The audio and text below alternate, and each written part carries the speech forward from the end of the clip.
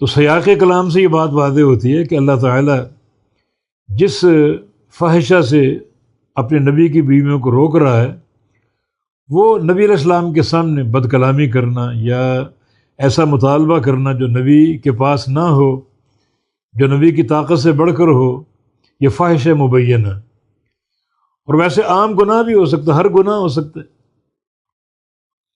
اللہ تعالیٰ روک رہا ہے، نبی کی بیویوں کو حکم دے رہا ہے کسی قسم کا گناہ نہیں کرنا، کوئی کبیرہ صغیرہ کوئی گناہ نہیں کرنا، تم نے نبی کے سامنے فحش کلامی نہیں کرنی، اور جو بھی کبائر ہیں کسی گناہ کا، کسی کبیرہ گناہ کا ارتکاب نہیں کرنا،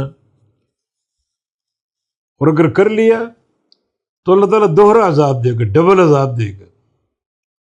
اس کا معنی یہ نہیں کہ نبی کی بیویاں نعوذ باللہ کسی گناہ میں ملوث تھیں اور اللہ نے روکا، یعنی کسی گناہ سے روکنا اس لیے نہیں ہوتا کہ وہ گناہ میں ملوث ہے۔ اس صورت کا آغاز کہاں سے ہو رہا ہے؟ یا ایھا النبی اتق اللہ، اے نبی اللہ سے ڈر جا۔ اس کا معنی یہ نہیں کہ اللہ کے نبی میں تقوی نہیں تھا، خوف نہیں تھا۔ آپ فرماتے کہ انی اتقاکم للہ، میں سب سے بڑا متقی ہوں۔ ایک مقام پر نبی علیہ السلام کو شرک سے روکا، وَلَقَدْ أُوحِيَ إِلَيْكَ وَإِلَى الَّذِينَ مِن قَبْلِكَ لَئِنْ أَشْرَكْتَ لَيَحْبَطَنَّ عَمَلُكَ، کہ آپ کی طرف وحی کی جا رہی ہے اور آپ سے قبل سارے انبیاء پر وحی کی گئی، اگر تم نے شرک کر لیا تمہارے اعمال برباد ہو جائیں گے۔ تو معنی یہ نہیں کہ کوئی شرک کا اندیشہ تھا یا کسی شرک میں نعوذ باللہ ملوث تھے، ہرگز نہیں۔ اور ویسے بھی یہ خطاب امت کے لیے، تو امہات المومنین کا دامن انتہائی پاک صاف، اللہ تعالیٰ ان کے لیے اجر عظیم کی گواہیاں دے رہا ہے، قیامت کے دن نبی علیہ السلام کی رفاقت کا عندیہ دے رہا ہے۔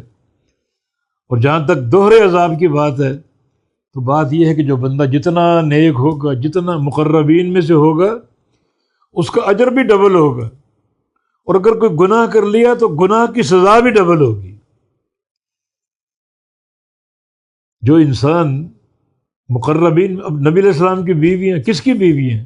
اللہ کے رسول کی۔ کہاں رہتی ہیں؟ اللہ کے رسول کے گھر میں۔ وہ گھر کیسے ہیں؟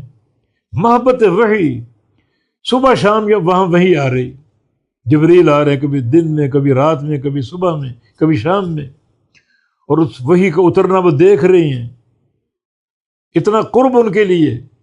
عائشہ صدیقہ فرماتی نبی علیہ السلام پر وحی اترتی، میرے گھر میں اترتی، میرے کمرے میں اترتی، اور بعض اوقات ہم ایک لحاف میں ہوتے اور لحاف میں وحی اترتی۔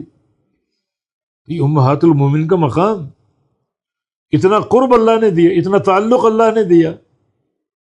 جتنا مقام اونچا ہوگا اتنا معصیت پر سزا بھی ڈبل ہوگی۔ آگے آ رہا ہے کہ اجر بھی ڈبل ہے، اطاعت کریں گے، نیک اعمال کریں گے، اجر بھی ڈبل ہے، پر گناہ پر سزا بھی ڈبل۔